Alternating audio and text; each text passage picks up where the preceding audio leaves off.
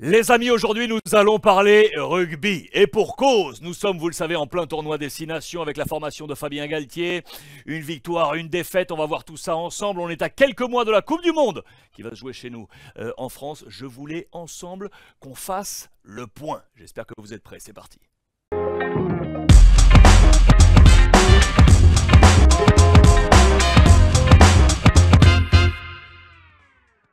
Revue de presse donc spéciale rugby fair play après la deuxième journée de ce tournoi Destination. Je vous rappelle que l'équipe de France est tenante du titre et qu'on voulait aller filer vers un grand chelem. Niet. Défaite face à l'Irlande.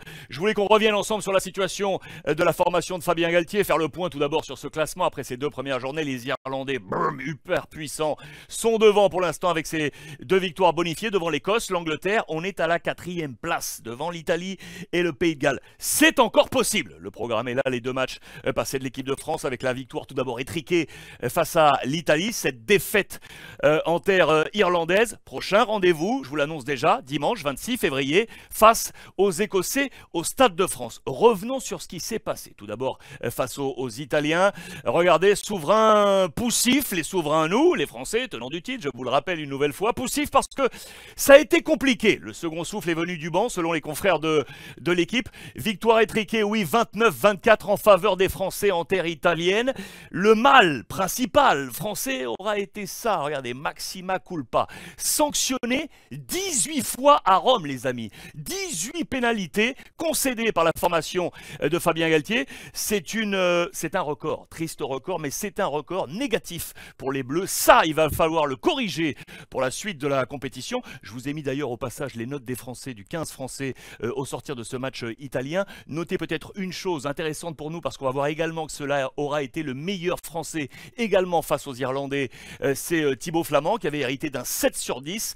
Une sacrée activité. Il n'est pas le seul bien noté. On y reviendra et notamment dans ce match face aux Irlandais. Du coup, au sortir du match face à ces Italiens, on s'est dit il est l'heure de se mettre au vert. Il faut corriger pas mal de choses côté 15 de France. Si les Bleus ne souhaitent pas tomber dans le pessimisme après la victoire étriquée en Italie, ils reconnaissent qu'il faudra montrer un autre visage en Irlande pour espérer sortir victorieux. Sauf que, vous connaissez l'issue du match face aux Irlandais. Boum, la une de l'équipe, le dimanche 12 février, retour sur terre avec une photo vraiment symbole. Regardez les Français à terre justement et la puissance irlandaise qui a fracassé le 15 de France. Je vous ai mis également la presse britannique pour comprendre quelle a été la résonance également du côté des Britanniques avec une photo symbole, bien évidemment. On va parler d'arbitrage vidéo. C'est cet essai réalisé par Löw qui avait mis aplati ce ballon et on va parler ici de cette jambe et de ce pied qui s'est levé là, certes, mais ce pied aura touché le sol. On va y revenir, c'est à la une du Sunday Telegraph, vous le voyez. Regardez les doubles unes d'ailleurs, elle est là, cette photo du Sunday Telegraph que je vous ai grossi. Et ça c'est le Sunday Times avec cette même photo. Et là on parle de chance, mais ouais, on a conscience du côté du monde britannique que cet essai aurait dû basculer normalement et être annulé avec la vidéo. En attendant, et c'est validé, donc le 15 de France battu. Je voulais vous montrer que Fabien Galthié avait utilisé exactement les mêmes forces, ok, c'est le même 15 de départ face aux Italiens, vous le voyez, et face aux Irlandais. Notez déjà quelques notes, si vous le souhaitez. Vous voyez la note de Flament, je vous en ai parlé, 7 face aux Italiens, et regardez, 8 face aux Irlandais. On va y revenir, c'est la meilleure note, mais pas seulement. Vous allez voir que la presse britannique note un peu différemment que de la presse française. C'est intéressant de voir ces deux regards. En attendant, là où on est conscient des mêmes forces, c'est là, de cette puissance. C'est cette même photo, vous le voyez, qui avait été choisie à la une de l'équipe, qui apparaît dans les colonnes du Times et dans les colonnes de l'équipe. Les dépossédés, j'aime beaucoup ce jeu de mots côté presse française. En première mi-temps, le 15 de France a perdu beaucoup de ballons et subi beaucoup de vagues en voulant trop jouer dans des zones où elle ne le fait pas d'habitude. Ça, c'est à travailler pour le 3e match de l'équipe de France. En attendant, les Bleus ont été baffés par le trèfle, vous le voyez, avec un chantier offensif qui est clairement en cours. C'est ce qui est largement ressorti des critiques des observateurs de ce match de l'équipe de France. On fait le bilan d'ailleurs, regardez, avec 4 essais pour les Irlandais, un seul pour l'équipe de France. La possession était irlandaise à 54%, 46% pour les Français. On prend un peu de hauteur historique pour bien entendu rappeler que l'équipe de France, pour l'instant historiquement, est au-dessus de l'Irlande avec 46 victoires pour les Français, 36 pour les Irlandais, 7 matchs nuls. Les plus grosses victoires, vous le voyez pour les Irlandais ici, pour l'équipe de France, c'était au Stade de France, c'était en avril 2002 avec une victoire des Bleus, 44 à 5. On ouvre les pages britanniques d'ailleurs, regardez, ça revient assez logiquement sur l'étincelle, la puissance, le côté brillant de cette formation irlandaise. On revient bien évidemment sur cet essai ici. On décortique. La presse britannique est vraiment très agréable à lire sur le rugby parce qu'il y a de l'image, il y a beaucoup de choses qui sont expliquées avec beaucoup de pédagogie. Et donc, logiquement, ce fameux essai décortiqué image par image. Regardez, je voulais un peu zoomer ici pour voir millimètre par millimètre ce ballon qui va s'aplatir. Là, regardez, l'arbitrage qui est ici, présent, qui s'agenouille pour aller voir si le pied a contact. La caméra opposée montre que, regardez, le pied, il y a contact. Et avant que le ballon soit posé au sol, c'est là qu'il y aurait dû y avoir quelque chose. Mais ça fait aussi partie de la grande histoire du sport, tout ça. Et ce qui fait qu'il y a des histoires à raconter derrière. Je vous parlais des notes, justement. Regardez une nouvelle fois. Donc c'est Thibaut Flament qui a été élu meilleur Français dans ce match, une nouvelle fois sur son volume global, il était partout, note de 8 sur 10. Et puis regardez la presse anglaise, la presse britannique, c'est pas la même limonade. On n'a pas vraiment les mêmes notes.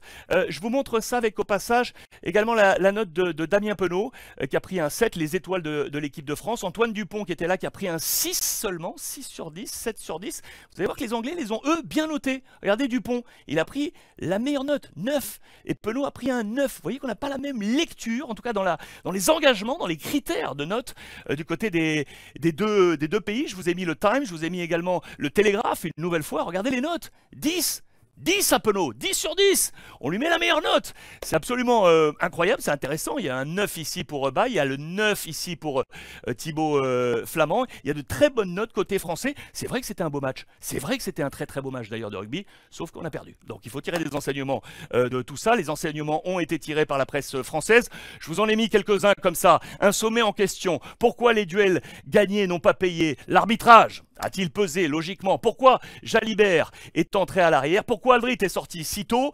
D'autres enseignements tirés le jour d'après, à J+1, regardez, à J+2 même.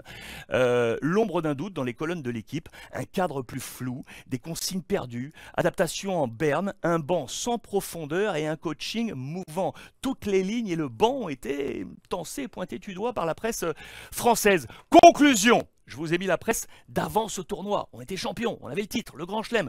On rêvait de ce deuxième Grand Chelem possible. Niente. Pour l'équipe de France, ça c'est clair. Il faut tirer les leçons de Dublin. C'est encore possible. La victoire finale est possible, même si l'Irlande paraît aujourd'hui un véritable épouvantail. Regardez dans les colonnes du middle, le midi olympique. Préparation sans rebond, défense le point fort dans un temps faible. Le chantier offensif grand ouvert, vous le voyez. Romain Ntamak, attention, en toute discrétion. Le réservoir a aussi ses limites. Là, on parle de la profondeur de banc. La dernière parole, on l'offre, regardez dans les colonnes du middle, toujours à Olivier Magne, l'ancien troisième ligne internationale. Cette équipe a tout intérêt à attaquer de plus loin. Cette équipe de France est en quête de rythme. Les amis, je vous ai d'ailleurs choisi les pages du Midi Olympique pour en marge de ce tournoi Destination, pour vous parler de belles histoires dans le rugby. Vous savez que dans le football, j'adore raconter ces petites histoires qui font la grande histoire du football. Regardez ce que je vous ai trouvé d'ailleurs dans les images, là, dans les pages intérieures du Middle. Ça concerne aussi le tournoi, bien évidemment. Regardez, Paddy Mayne, regardez ces photos historiques. J'adore ça. Une série est sortie sur les antennes de la BBC, notez ça, ça s'appelle Rogue Heroes. Ça porte à l'écran les faits d'armes du Special Air Service. Ce sont les forces spéciales britanniques, acteurs majeurs de la victoire des Alliés lors de la Seconde Guerre mondiale. Et un des héros, c'est cet homme que vous voyez ici en photo, c'est l'inclassable Blair Paddy Mayne. Il avait été un international du 15 du trèfle, un lion britannique, c'est absolument incroyable, et irlandais également. C'est une histoire absolument folle.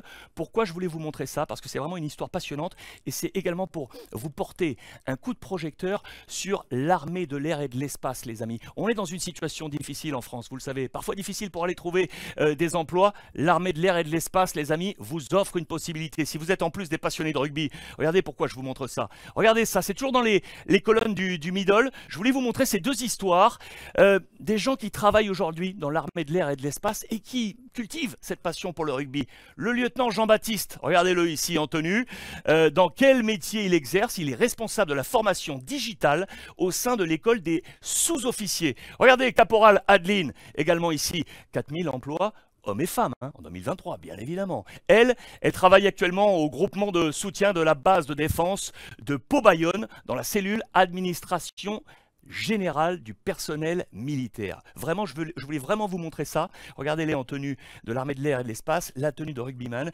Kiff kiff ici pour le caporal Adeline. J'adore ces histoires une nouvelle fois pour vous le rappeler. Si vous cherchez quelque chose d'intéressant, allez jeter un coup d'œil sur le portail, les différents portails sur les différentes plateformes de l'armée de l'air et de l'espace. Je vous mets le lien bien évidemment dans la description. Je vous l'annonce, c'est devenir-aviateur, devenir-aviateur.fr. Il y a pas mal de boulot à vous proposer, 50 métiers, 4000 postes en 2023. C'est absolument incroyable. La parenthèse est là et je voulais vraiment souligner cet effort.